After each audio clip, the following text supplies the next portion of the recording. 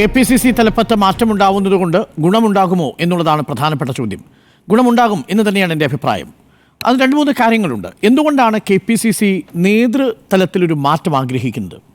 കോൺഗ്രസിനുള്ളിൽ നിന്ന് കിട്ടുന്ന വിവരമനുസരിച്ച് രണ്ട് പ്രധാനപ്പെട്ട കാരണങ്ങളാണ്. ഒന്ന്, ആസാമിൽ നേരത്തെ സൂചിപ്പിച്ചതുപോലെ തെരഞ്ഞെടുപ്പ് 2026 നടക്കാൻ പോകുന്നു. കേരളത്തിലും 2026 തെരഞ്ഞെടുപ്പ് നടക്കാൻ പോകുന്നു. ഈ രണ്ട് തിരഞ്ഞെടുപ്പുകളിൽ അവർക്ക് കൂടുതൽ സാധ്യത കൽപ്പിച്ചിരിക്കുന്നത്, കിട്ടുമെന്ന് പ്രതീക്ഷയുള്ളത് കേരളമാണ്. അപ്പോൾ ഇനി നടക്കാൻ പോകുന്ന ഒരു സംസ്ഥാന നിയമസഭാ തെരഞ്ഞെടുപ്പിൽ ജയസാധ്യതയുള്ള സ്റ്റേറ്റ് എന്ന നിലയിൽ കേരളത്തെ ഹൈക്കമാൻഡ് വളരെ ഗൗരവത്തോടു കൂടിയാണ് കാണുന്നത്. അതുകൊണ്ട് തന്നെ കേരളത്തിലെ രാഷ്ട്രീയ ചലനങ്ങൾ നേരിട്ട് ഹൈക്കമാൻഡ് തീരുമാനിച്ചു തുടങ്ങിയിരിക്കുന്നു. അതിൻ്റെ ലക്ഷണമാണ് കേരളത്തിന് ചുമതലയുള്ള ACC general secretary Deepa Das Munshi കേരളത്തിൽ വന്ന് നേതാക്കളുമായി നടത്തിയ ചർച്ച. മിക്കവാറുമുള്ള എല്ലാ നേതാക്കളെയും കേട്ടു ദീപാദാസ് മുൻഷി. കേട്ടപ്പോഴും അവർ അഡമൻ്റായിട്ട് ഉറച്ചു നിന്നത്, അവരുടെ ഒരു മീറ്റിങ്ങിൽ ദീപാദാസ് മുൻഷി പറയുന്നുണ്ട്, കെ സുധാകരന് ആരോഗ്യ പ്രശ്നങ്ങളുണ്ട് എന്ന് തുറന്നു പറയുന്നുണ്ട്. അന്ന് ആ സമയത്ത് കെ സുധാകരൻ പരസ്യമായി തന്നെ എതിർക്കുന്നുണ്ട്. മറ്റാർക്കും ഇല്ലാത്ത ആരോഗ്യ പ്രശ്നം എനിക്കുണ്ടെന്ന് നിങ്ങൾ എങ്ങനെ പറയും എന്ന് ചോദിക്കുന്നുണ്ട്. പക്ഷേ അവരത് പിൻവലിച്ചുവെങ്കിൽ പോലും ഇപ്പോഴും ദീപദാസ് മുൻഷി അടക്കമുള്ളവർക്ക് ഈ തീരുമാനമാണുള്ളത്. കെ സുധാകരനെ കൊണ്ട് കൂട്ടിയാൽ ഇത് കൂടില്ല. അത് കെ സുധാകരൻ്റെ രാഷ്ട്രീയ അയോഗ്യത കൊണ്ടല്ല, നിർഭാഗ്യവശാൽ അദ്ദേഹത്തിൻ്റെ അവസ്ഥ അതായതുകൊണ്ടാണ്. ഞാൻ നേരത്തെ സൂചിപ്പിച്ചല്ലോ, രണ്ട് പ്രധാനപ്പെട്ട പ്രശ്നങ്ങളുണ്ടെന്ന്. ഒന്ന്, പ്രതിപക്ഷ നേതാവും സംഘടനാ നേതാവും രണ്ട് തട്ടിലായി നിൽക്കുന്ന ഒരു സാഹചര്യത്തിൽ യഥാർത്ഥത്തിൽ കേരളത്തിൽ കോൺഗ്രസിൻ്റെ സംഘടനാ പ്രവർത്തനം നടക്കുന്നില്ല എന്നുള്ളതാണ് യാഥാർത്ഥ്യം. നേരത്തെ നമ്മൾ സൂചിപ്പിച്ചതുപോലെ CPM-ന്റെ സംസ്ഥാന സമ്മേളനം വരാൻ പോവുകയാണ്. എല്ലാ ജില്ലാ സമ്മേളനങ്ങളും വിജയകരമായി പൂർത്തിയാക്കി കഴിഞ്ഞു. ഇനി മാർച്ച് 6 മുതൽ 9 വരെ നിയമസഭാ സംസ്ഥാന സമ്മേളനം കഴിഞ്ഞാൽ 4 മാസത്തിനുള്ളിൽ തദ്ദേശ തിരഞ്ഞെടുപ്പ്. പുതുതായിട്ട് ചുമതലയേൽക്കുന്ന സംസ്ഥാന നേതാക്കളുടെയും സെക്രട്ടേറിയറ്റിൻ്റെയും നേതൃത്വത്തിൽ സംസ്ഥാനത്തെ എല്ലാ തദ്ദേശ തെരഞ്ഞെടുപ്പുകളെയും CPM നേരിടാൻ പോവുക. ആ തദ്ദേശ തെരഞ്ഞെടുപ്പ് കഴിഞ്ഞാൽ പിന്നീട് 6 മാസത്തിനുള്ളിൽ വരാൻ പോകുന്നത് സംസ്ഥാന നിയമസഭാ തെരഞ്ഞെടുപ്പാണ്. അപ്പോൾ പാർട്ടി മറുഭാഗത്ത് നിൽക്കുന്ന CPM എന്ന് പറയുന്ന പാർട്ടി സംഘടനാപരമായി അതിൻ്റെ പാർട്ടി മെഷീനറിയെ, ബഹുജന വർഗ സംഘടനകളെ വളരെ കൃത്യമായി പ്രവർത്തിപ്പിക്കുന്നു. DYFIയുടെയും അവരുടെ വിവിധ സർവീസ് സംഘടനകളുടെയും പരിപാടികൾ ഇല്ലാത്ത ഒരു ദിവസം പോലും കടന്നു പോകുന്നില്ല എന്നുള്ളതാണ്. പക്ഷേ നോക്കൂ, കോൺഗ്രസിൻ്റെ അവസ്ഥ എന്താണ്? കോൺഗ്രസിൽ ഈ യഥാർത്ഥത്തിൽ ഒരു ആക്ഷൻ പ്ലാൻ VD സതീശൻ പ്രതിപക്ഷ നേതാവ് നൽകിയതാണ്. എങ്ങനെയാണ് ജില്ലാടിസ്ഥാനത്തിൽ കോർ കമ്മിറ്റിയിൽ എങ്ങനെയാണ് ബ്ലോക്ക് കമ്മിറ്റികൾ പ്രവർത്തിക്കേണ്ടത്, മണ്ഡലം കമ്മിറ്റികൾ പ്രവർത്തിക്കേണ്ടത്, ബൂത്ത് തലത്തിലുള്ള കമ്മിറ്റികൾ പ്രവർത്തിക്കേണ്ടത്, എങ്ങനെയാണ് വിവിധ മണ്ഡലങ്ങളെ A group, B group, C group എന്നിങ്ങനെ കോൺസ്റ്റിറ്റ്യുവൻസിയെ ക്ലാസിഫൈ ചെയ്യേണ്ടത്, വിജയസാധ്യത ഏറ്റവും കുറവുള്ളവയിൽ ശ്രദ്ധിക്കേണ്ടത്, വിജയസാധ്യത കൂടുതലുള്ള മണ്ഡലങ്ങളിൽ ശ്രദ്ധിക്കേണ്ടത്, ഇതിന് മൂന്നും പ്രത്യേക സ്ട്രാറ്റജി തന്നെ തയ്യാറാക്കിക്കൊണ്ടുള്ള ഒരു പദ്ധതിയാണ് യഥാർത്ഥത്തിൽ VD സതീശൻ രാഷ്ട്രീയകാര്യ സമിതിയിൽ അവതരിപ്പിക്കാൻ ശ്രമിച്ചത്. ആ രാഷ്ട്രീയകാര്യ സമിതിയിൽ അവതരിപ്പിക്കാൻ ശ്രമിച്ചതിനെയാണ് വണ്ടൂരിൽ നിന്നുള്ള നേതാവ് തള്ളിക്കളയുകയും അവിടെ പരസ്യമായിട്ട് എതിർക്കുകയും ഞങ്ങളറിയാതെ സർവേ ചെയ്യാൻ താങ്കൾക്ക്, യഥാർത്ഥത്തിൽ സർവേ ആയിരുന്നില്ല എന്നുള്ളതാണ് വാസ്തവം.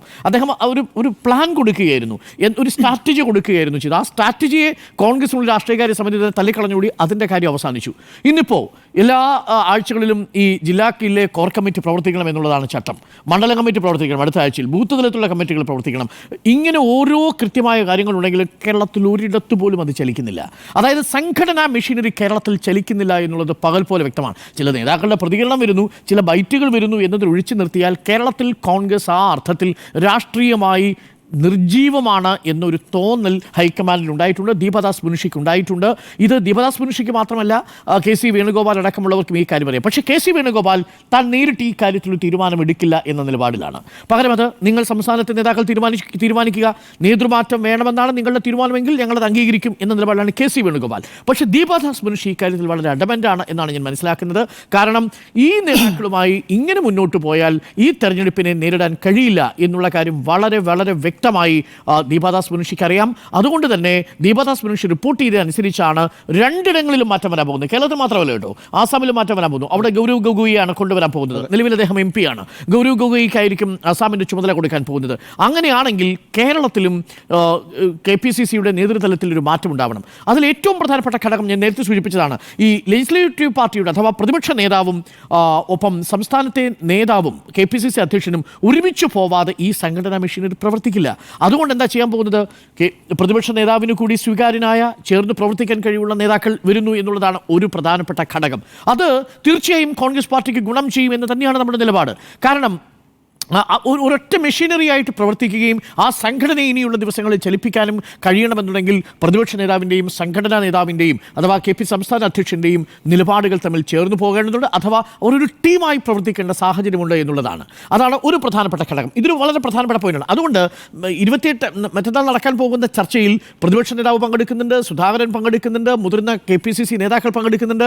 ഈ KPCC നേതാക്കളിൽ പല ആളുകൾക്കും ഇതേ അഭിപ്രായമാണ്. ഇത് കെ സുധാകരനെ സംബന്ധിച്ച് അങ്ങനെ ഒരു രാഷ്ട്രീയ മെഷീനറി ചലിപ്പിക്കാനുള്ള ആരോഗ്യം അദ്ദേഹത്തിന് നിർഭാഗ്യവശാൽ ഇല്ല എന്നുള്ളതാണ്. അദ്ദേഹം പൂർണ്ണ നിലയിലേക്ക് തിരിച്ചെത്തുമായിരിക്കും, പക്ഷേ അദ്ദേഹം പറയുന്ന വാചകങ്ങളിൽ ചിലപ്പോൾ കാര്യങ്ങൾ കൈവിട്ടു പോകുന്നതായി തോന്നുന്നു. ഒരു പ്ലാൻ നടപ്പിലാക്കേണ്ട, വളരെ ഹാർഡ് വർക്ക് ചെയ്യേണ്ട സമയമാണ് എന്നത് കൃത്യമായിട്ടറിയാം. അതുകൊണ്ടാണ് പാർട്ടി ആ തലപ്പത്തേക്ക് മറ്റൊരാളെ തേടുന്നത്. ഇത് കെ സുധാകരനെ ധരിപ്പിക്കാൻ ഹൈക്കമാൻഡ് ശ്രമിക്കും. കെ സുധാകരന് ബുദ്ധിമുട്ടുണ്ടാകാത്ത വിധത്തിൽ ഹൈക്കമാൻഡ് ഇക്കാര്യം ബോധ്യപ്പെടുത്തി വരും. ഈ കാര്യത്തിൽ വലിയ വിയോജിപ്പ് കേരളത്തിലെ നേതാക്കൾക്ക് ആർക്കും ഇല്ല എന്നാണ് ഞാൻ മനസ്സിലാക്കുന്നത്. ഒരു നേതാവിനും, ഒരുപക്ഷേ സണ്ണി ജോസഫ് അങ്ങാനും ഇനി എതിർപ്പ് അറിയിച്ചാലേ ഉള്ളൂ, പക്ഷേ അതിനുള്ള സാധ്യതയും ഞാൻ കാണുന്നില്ല. കാരണം അത് കോൺഗ്രസ് എന്ന് പറയുന്ന ഒരു പാർട്ടി മെഷീനറി ചലിപ്പിക്കാൻ കൂടുതൽ കരുത്ത് എന്ന് ഞാൻ ഉദ്ദേശിച്ചത് ഏതെങ്കിലും തരത്തിൽ കെ സുധാകരന് കരുത്ത് കുറവുണ്ട് എന്ന അർത്ഥത്തിലല്ല. പക്ഷെ മാറിയ സാഹചര്യത്തിൽ ഒരു നേതാവ് മാറി വരേണ്ടതുണ്ട്, സംഘടനാ മെഷീനറി ചലിക്കേണ്ടതുണ്ട് എന്നതാണ് ഒരു പ്രധാനപ്പെട്ട കാര്യം. രണ്ടാമത്തെ പ്രധാനപ്പെട്ട കാര്യമാണ് നമ്മുടെ ഈ അടൂർ പ്രകാശിനെ കുറിച്ച് പറയുമ്പോൾ ഉടൻ തന്നെ നമ്മൾ സമുദായ പ്രാതിനിധ്യത്തെക്കുറിച്ച് അറിഞ്ഞോ അറിയാതെയോ സംസാരിക്കുന്ന ഒരു സാഹചര്യമുണ്ട്. അത് പക്ഷേ വളരെ ഗൗരവമേറിയ വിഷയമാണ്. വെള്ളാപ്പള്ളി നടേശൻ എന്താ ഏറ്റവും ഒടുവിൽ പറഞ്ഞത്? കോൺഗ്രസിൽ ഈ ഏതെങ്കിലും ഒരു ഈഴവ മുഖ്യമന്ത്രി ശങ്കറിന് ശേഷം ഉണ്ടായിട്ടുണ്ടോ എന്നുള്ളത് ചോദ്യം ചോദിച്ചിട്ടില്ലേ? വളരെ പ്രധാനപ്പെട്ട കാര്യമാണ്. നിലവിൽ നോക്കൂ, KPCC അധ്യക്ഷ സ്ഥാനത്തേക്ക് ഈഴവ സമുദായത്തിൽ നിന്നുള്ളവർ വന്നിട്ടുണ്ട്. നിലവിലുള്ള MLA-മാരുടെ സ്ഥിതി എന്താ? 21 MLA-മാരിൽ എത്ര ഈഴവ MLA-മാരുണ്ട്? ഈഴവ സമുദായത്തിൽ നിന്നുള്ള MLA-മാരുണ്ട് 3 പേര് മാത്രമേ ഈഴവ സമുദായത്തിൽ നിന്നുള്ളവരുള്ളൂ എന്നാണ് എൻ്റെ കണക്ക്. അങ്ങനെയാണെങ്കിൽ കൃത്യമായിട്ടും അടൂർ പ്രകാശ് വരുന്നതിലൂടെ ഒരു മെസ്സേജ് കൊടുക്കാൻ സാധിക്കും. ആറ്റിങ്ങൽ മണ്ഡലത്തിലെ മാത്രം വോട്ട് നമ്മൾ എടുത്ത് പരിശോധിച്ചാൽ മതി. 10.5% ഉണ്ടായിരുന്ന വോട്ട് 2019 ആകുമ്പോൾ ശോഭാ സുരേന്ദ്രൻ 28% വർദ്ധിപ്പിക്കുന്നുണ്ട്. അത് 31% വർദ്ധിപ്പിക്കുന്നുണ്ട് പിന്നീട് മുരളീധരൻ.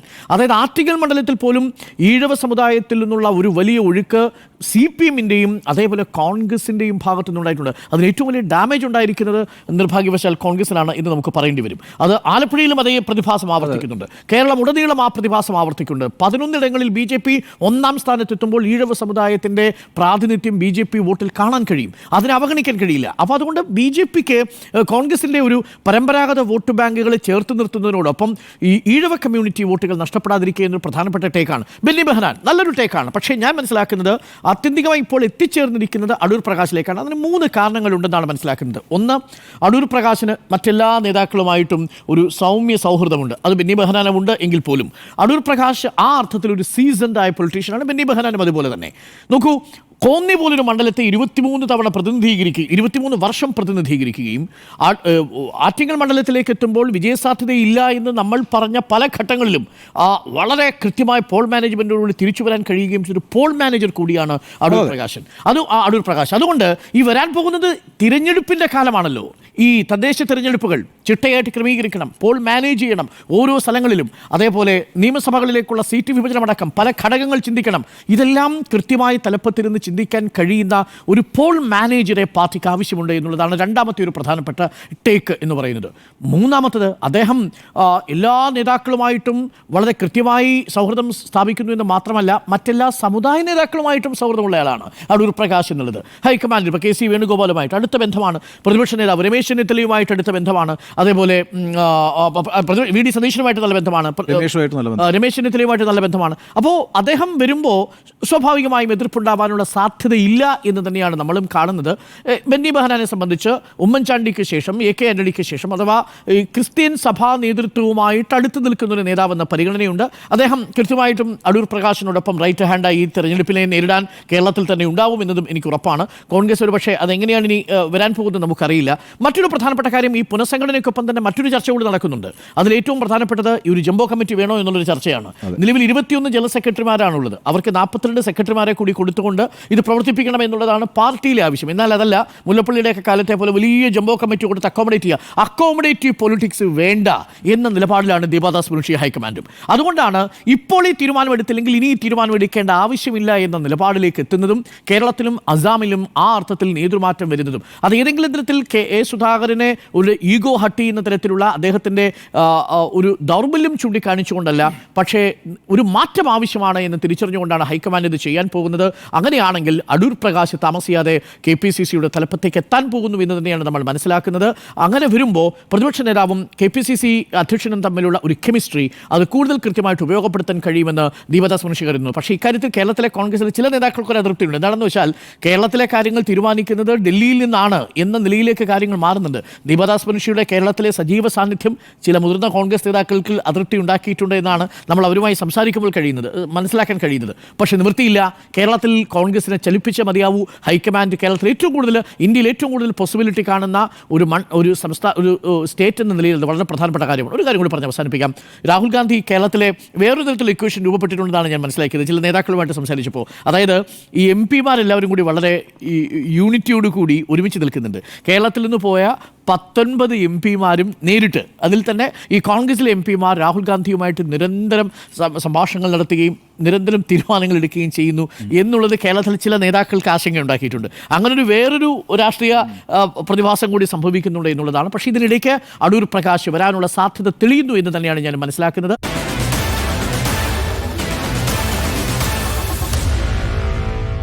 Meet the editors.